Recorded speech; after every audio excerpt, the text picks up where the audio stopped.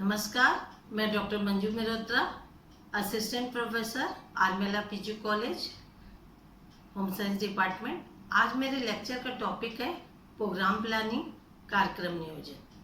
कोई भी व्यक्ति, समाज, राज्य तथा राष्ट्र किसी भी कार्यक्रम को करने के लिए जब वह उसमें सफल होना चाहता है तो उस कार्यक्रम को के लिए वह कुछ प्लानिंग करता है, क्योंकि कोई भी व्यक्ति बिना प्लानिंग के कोई भी अपने कार्यक्रम को करने में सफलता नहीं प्राप्त कर सकता है। अर्थात किसी भी कार्यक्रम को करने के लिए सबसे पहले हमें उसकी प्लानिंग करना जरूरी होता है।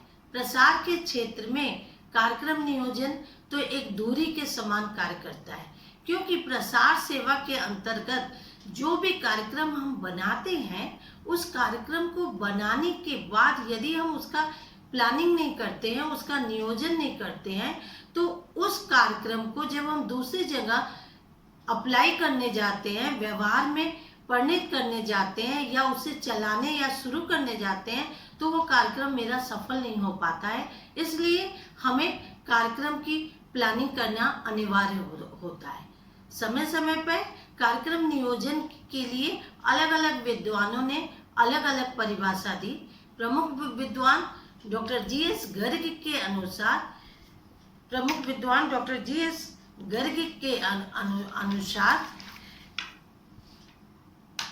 कार्यक्रम नियोजन एक प्रक्रिया है जिसमें कार्यों की विधियों की रूपरेखा इस प्रकार से तैयार की जाती है कि व्यक्ति जो कार्य कर रहा है उसको इस प्रकार से व्यवस्थित करता है कि उसमें वो अधिक से अधिक सफलता प्राप्त कर पाता है, अर्थात अच्छे से संपन्न कर पाता है। इस प्रकार से उनके अनुसार कार्यक्रम नियोजन एक ही सिक्के के दो पहलू है, चाहे कार्यक्रम समझा जाए चाहे उसे प्लानिंग समझा जाए। लेकिन प्रसार के क्षेत्र में अलग अलग विद्वानों ने इसे अलग अलग तरह से स्पेसिफाई किया, क्योंकि एक कार्यक्रम, किसी भी कार्यक्रम को या प्रोग्राम को बनाना सबसे पहले सिक्के का एक पहलू होता है। उसके अंतर्गत हम किसी भी कार्यक्रम को कब, कहाँ, कैसे, किसके द्वारा, किस विधि के द्वारा, किस समय, किसके लिए संपादित करें, ये कहा जाता है। में जितने कार्यक्रम को कब, कहाँ, कैसे कहा जा रहा है, उन कार्यक्रम को हम कैसे कार्यान्वित करेंगे, इसकी प्लानिंग होती है। अर्थात जो चीजें हम कार्यक्रम में डिसाइड करते हैं उसी को प्लानिंग में हम अप्लाई करने को निर्धारित करते हैं। तो कार्यक्रम नियोजन में निम्न प्रश्नों का उत्तर रखा जाता है कि क्या करना चाहिए, कैसे करना चाहिए, किसके द्वारा करने चाहिए, किस व्यक्ति के लिए करना चाहिए, जब हम उस कार्य को करेंगे तो किस लोगों को लाभ होगा, उसको किस माध्यम से हम संपादित करेंगे, और लास्ट में जिन लोगों के लिए हम कर रहे हैं उससे क्या लाभ होगा। अर्थात कहने का मतलब है किसी भी क्षेत्र में हम प्रोग्राम प्लानिंग करने जा रहे हैं तो उसका सबसे बड़ा उद्देश्य ये है कि हमारे पास क्या है और क्या होना चाहिए, बीच की दूरी ही कार्यक्रम नियोजन है। अर्थात क्या है, मतलब जिस भी क्षेत्र में हम कोई कार्यक्रम संपादित करने जा रहे हैं उसमें हम ये देखने की कोशिश करते हैं कि व्यक्ति के पास क्या क्या वर्तमान उसकी स्थिति है, और बाद में हम उसी को प्लान करते हैं कि जो उसकी एक्चुअल कंडीशन है उसको हम कैसे करेंगे, कौन कौन से ऑब्जेक्टिव रखेंगे, कौन सा हम मोटो लेके चलेंगे कि हम उस ऑब्जेक्टिव्स को ध्यान में रखते हुए प्लान करेंगे, तो बाद में जो हमें चाहिए, जो हम पाना चाहते हैं उसको कर पाएंगे। तो ये अर्थात क्या है और क्या होना चाहिए कि बीच की दूरी प्रोग्राम प्लानिंग होगी। अब जब हम किसी भी क्षेत्र में प्रोग्राम प्लानिंग करने जाते हैं तो हम कुछ स्टेप्स को ध्यान में रखते हैं, कुछ सोपान या चरण को ध्यान में रखते हैं। उस चरण को ध्यान में रखते हुए हम अपने कार्यक्रम को बनाते हैं। तो प्रोग्राम प्रोग्राम प्लानिंग के स्टेप्स, फर्स्ट स्टेप आता है फैक्ट्स, मतलब तथ्यों का एकत्रीकरण। कलेक्शन ऑफ फैक्ट्स मतलब मान लीजिए कि किसी भी गांव में विलेज के विकास के लिए हम कार्यक्रम बनाने जा रहे हैं, तो सबसे पहले कलेक्शन ऑफ फैक्ट, हम वहां जाके वहां की वर्तमान सिचुएशन जो है उस तथ्यों को, उस जानकारी को हम कलेक्ट करेंगे।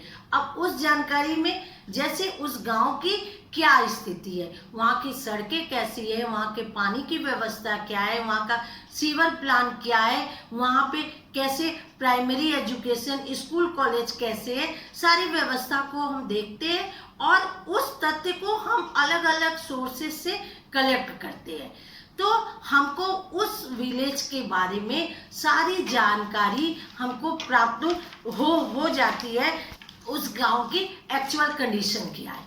तो पहला पॉइंट जो कलेक्शन ऑफ फैक्ट्स है वो तथ्यों की जानकारी एकत्र करना। दूसरा, जब हम पहले पॉइंट्स को कलेक्ट कर लेते हैं, मतलब सारी जानकारियों को हम इकट्ठा कर लेते हैं, तो हम दूसरे स्टेप पे आते हैं, एनालिसिस ऑफ सिचुएशन। जब हमने डाटा इकट्ठा, वास्तविक डाटा इकट्ठा कर लिया या हमने जो फैक्ट्स है उसको इकट्ठा कर लिया, तो हम सारी जो सिचुएशन है वो स्थिति का हम विश्लेषण करते हैं कि सही में वहाँ की प्राइमरी स्कूल एजुकेशन की कंडीशन क्या है, वहाँ स्कूल की व्यवस्था कैसे है, बच्चे कैसे जाते हैं, वहाँ पे टीचर्स कैसे हैं, सड़कें कैसी है, ट्रांसपोर्टेशन कैसा है, वहाँ पे पानी की व्यवस्था कैसे, मतलब एक्चुअल जो सिचुएशन है उस सिचुएशन की हम एनालिसिस करते हैं, विश्लेषण करते हैं कि वहाँ क्या क्या चीज़ें, हमने पहले सारी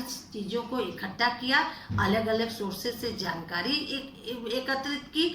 दूसरे स्टेप में हर जानकारी की हम एनालिसिस अपने तरीके से करते हैं और अलग अलग स्रोतों से भी जो जानकारियाँ आई है उसकी भी हम एनालिसिस करते हैं। तीसरे स्टेप में जब हम आते हैं तो तीसरा स्टेप होता है identification of problems and felt needs, अर्थात समस्याओं तथा अनुभूत आवश्यकताओं को पहचानना। किसी गांव के हम डेवलपमेंट की बात कर रहे हैं, विलेज की कैसे विकास करना है इसकी हम बात कर रहे हैं, तो तीसरे पॉइंट में हम ये जानने की कोशिश करते हैं कि हमने 2 पॉइंट्स में फैक्ट्स इकट्ठा कर लिया अपने अकॉर्डिंग और अलग अलग वहाँ के लोगों के अनुसार हमने एनालिसिस कर लिया। अब एक्चुअल हम देखते हैं कि उस गांव की समस्या है क्या और उनको जो उनकी समस्या है साथ ही साथ उनको क्या चीज़ की आवश्यकता है। ऐसा तो नहीं कि हम उनको सड़क बनवाने का काम, पानी पीने की पानी की व्यवस्था या सिविल लाइन का कार्य, ये सारी चीजें हम बनाने की कोशिश करें कि मेन प्रॉब्लम वहाँ पे क्या है, मेन प्रॉब्लम वहाँ पे प्राथमिक स्कूल नहीं है, या मेन प्रॉब्लम वहाँ पे अनाजों की कमी है, मेन प्रॉब्लम वहाँ विमेन की स्थिति कंडीशन अच्छी नहीं है, वहाँ पे रोजगार नहीं है। तो हम पहले उनकी जो नीड है उस आवश्यकता को और उनकी समस्या क्या है वो समस्या को ध्यान में रखकर हम वहाँ पे कोई भी प्रोग्राम बनाएंगे। मान लीजिए वहाँ की बेसिक नीड सबसे पहले है कि वहाँ पे कृषि की व्यवस्था सुधारना, किस तरह से किसान अच्छे से खेती करें कि उनका लिविंग स्टैंडर्ड बेहतर हो, उनका स्टेटस थोड़ा इम्प्रूव हो। तो सबसे पहले हम उनको नए नए तरीके से कैसे टेक्नोलॉजी डेवलप करें, कैसे खेती अच्छे तरीके से करें, कैसे खेती के लिए किसान लोन ले, ये सारी बातों की हम प्लानिंग करेंगे कि उनकी खेती बेहतर हो पाएगी तो उनका जीवन स्तर अच्छा हो जाएगी। क्योंकि वहाँ पे बेसिक नीड, वहाँ की खेती अच्छी नहीं है और गांव वाले खेती पे उनका रोजगार आधारित है। तो जब वहाँ की खेती नहीं अच्छी होगी, उनका बेसिक रोजगार अच्छा नहीं होगा, तो हम दूसरे कार्यक्रम को वहाँ पे शुरू करेंगे तो वो लोग उसमें इन्वॉल्व नहीं होंगे। तो तीसरा पॉइंट, हमें जो बेसिक उनकी नीड है और जो बेसिक उनकी प्रॉब्लम है उससे रिलेटेड हमें कार्यक्रम बनाना है और उस कार्यक्रम की हमें प्लानिंग करनी है। फोर्थ पॉइंट पे आते हैं, डिसाइडेड ऑफ ऑब्जेक्टिव। अब हमने तीनों पॉइंट वहाँ की प्रॉब्लम्स और नीड्स को भी जान लिया, तो हम ऑब्जेक्टिव बनाते हैं। हमने सबसे पहले क्या जाना, अलग अलग तरीके से हमने सोर्सेज से फैक्ट्स कलेक्ट किए, एनालिसिस किया, वहाँ की प्रॉब्लम्स को जाना, और उसके बाद हम अपने उद्देश्य बना लेंगे कि कैसे हम क्या क्या करेंगे, अपने कार्यक्रम की योजना या प्रोग्राम की प्लानिंग कैसे बनाएंगे। तो हम सबसे पहले कम से कम स्टेप बाय स्टेप ऑब्जेक्टिव उद्देश्य बनाते हैं कि हम गांव के लोगों के साथ, लोगों से बहुत ही स्मूथली बातचीत के माध्यम से उनकी प्रॉब्लम्स को जानेंगे, और दूसरे उद्देश्य में हम बनाते हैं कि उनको अलग अलग तरीके से, वो पहले कैसे खेती करते हैं उसके बारे में जानेंगे, उनको फिर नए नए तरीके बताएंगे, खाद कैसे प्रयोग करनी है, कैसे पानी की व्यवस्था करनी है, कैसे लोन लेना है, सब हम क्रमशः अपने उद्देश्य बनाते जाएंगे। कैसे कैसे हमको कार्यक्रम, वहाँ के मुखिया से हमको कैसे मिलना है, किसानों से हमें कैसे बात करनी है, डोर टू डोर जाके, घर घर जाके हमको कैसे उनको मोटिवेट करना है, इन सारी बातों को हम अपना क्रमशः उद्देश्य बना लेंगे, और रोज हम जाके उनसे मिलेंगे। तब अपने कार्यक्रम की प्लानिंग हम इस तरह से उद्देश्य को बनाते हुए करेंगे, तो हम हमारे कार्यक्रम सही से सफल हो पाएगा। अब 4 उद्देश्य जो हमने बनाया, वो 4 उद्देश्य, जो 4 पॉइंट्स हमने स्टेप्स में बताए, वो 4 पॉइंट्स हमें प्रोग्राम को बनाने से रिलेटेड है, और आगे के 4 पॉइंट्स हम आपको जो बताएंगे, वो 4 पॉइंट्स आप उस प्रोग्राम की जैसे प्लानिंग करेंगे, उसको आप अप्लाई कैसे करेंगे, अपने व्यवहार में कैसे लाएंगे, इससे रिलेटेड है। तो 5वें पॉइंट में आते हैं डेवलपमेंट प्लान ऑफ वर्क, मतलब कार्य की योजना तैयार करना, कैसे हम अपने कार्य को सुचारू रूप से करेंगे। तो हमने चौथे पॉइंट्स में आपको बताया कि हम अपने उद्देश्य बना लेंगे, और उद्देश्य के अकॉर्डिंग हमको अपने कार्यक्रम को चलाना है। तो गांव में लोगों को जाके हम मोटिवेट करते हुए, कैसे उनको खेती करनी है, किस समय खाद डालनी है, किस समय एक्सपर्ट को बुला के उससे राय लेनी है, ये सारी बातों को हम अपने कार्यक्रम में बनाते हैं और उनके साथ सारी चीजें अप्लाई करते हैं। तो इस तरह से हमारा प्लान डेवलप होता जाएगा। ठीक है, नेक्स्ट 6 पॉइंट में आते हैं एक्सक्यूशन ऑफ प्लान, मतलब कार्यक्रम का क्रियान्वयन। हमने सारी जो प्लानिंग की अपने प्रोग्राम के लिए, उसे हम एक्चुअली अप्लाई कर देंगे। मतलब हम गांव में कैसे गांव के विकास के लिए, किस तरह से उस गांव का डेवलपमेंट हो, उसके लिए जो हमने उद्देश्य बनाया है, क्रमशः हमको वो करते जाएंगे। कैसे अपने कार्यक्रम को सुचारू रूप से उन गांव वासियों के साथ प्लान में मतलब अप्लाई करेंगे, अर्थात करेंगे। तो हमारा जो 4 पॉइंट्स आया कि हमने ये हम पूरा पेपर पे प्लान कर रहे हैं, हम डिसाइड कर रहे हैं, लोगों से तथ्य इकट्ठा कर रहे हैं, एनालिसिस कर रहे हैं, उनकी आवश्यकता और प्रॉब्लम्स को जान रहे हैं, फिर हम ऑब्जेक्टिव बना रहे हैं, फिर नेक्स्ट पॉइंट में हम डेवलपमेंट प्लान पर अपने कार्य को करना शुरू करेंगे कि कार्य का विकास हम कैसे करेंगे, अर्थात एक्चुअल कार्य करना शुरू करेंगे। नेक्स्ट पॉइंट में आते हैं एक्सक्यूशन ऑफ प्लान।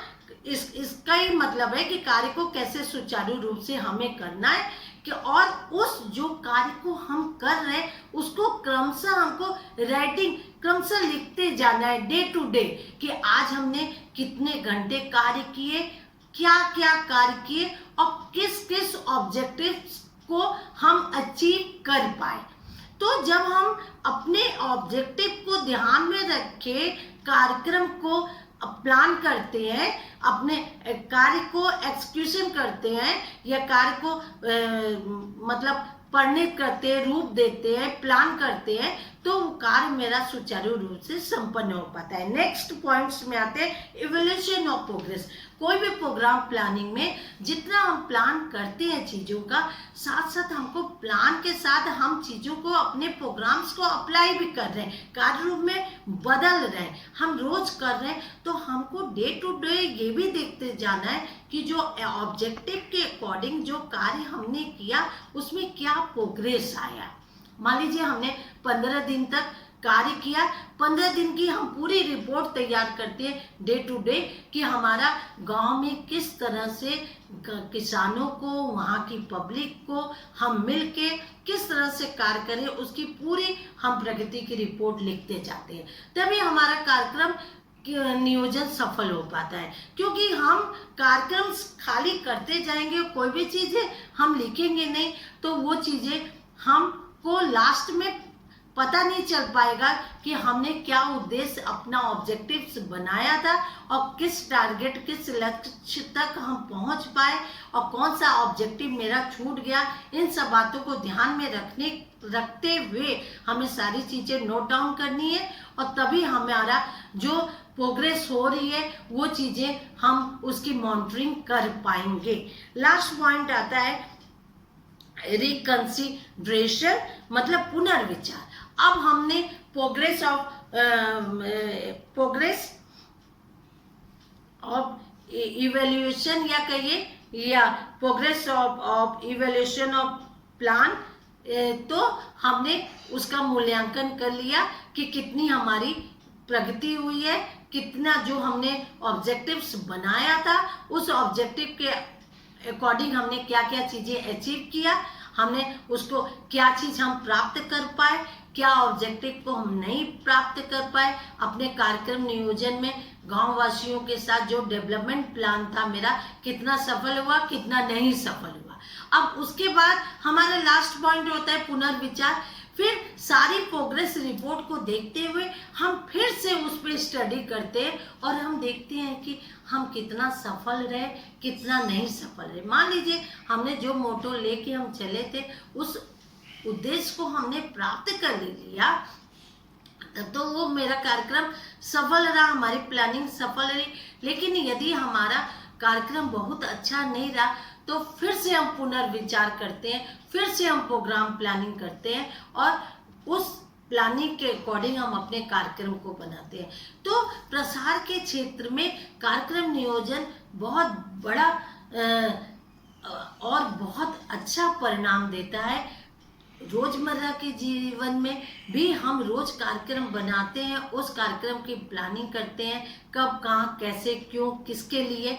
उसी अकॉर्डिंग किसी भी बड़े से बड़े कार्य में यदि हम प्लानिंग करके कोई भी कार्यक्रम बनाते हैं तो हम अपने अधिकतम उद्देश्यों को, अपने अधिक से अधिक ऑब्जेक्टिव्स को प्राप्त कर पाते हैं। इस प्रकार यदि हम कार्यक्रम की प्लानिंग करते हैं तो हमारा कार्यक्रम सफल रहता है और अधिक से अधिक लोगों को हम मोटिवेट कर पाते हैं, जिसमें हमें अधिक से अधिक सफलता मिलती है। तो इस प्रकार से हमने कार्यक्रम नियोजन आपको बताया। Thank you so much.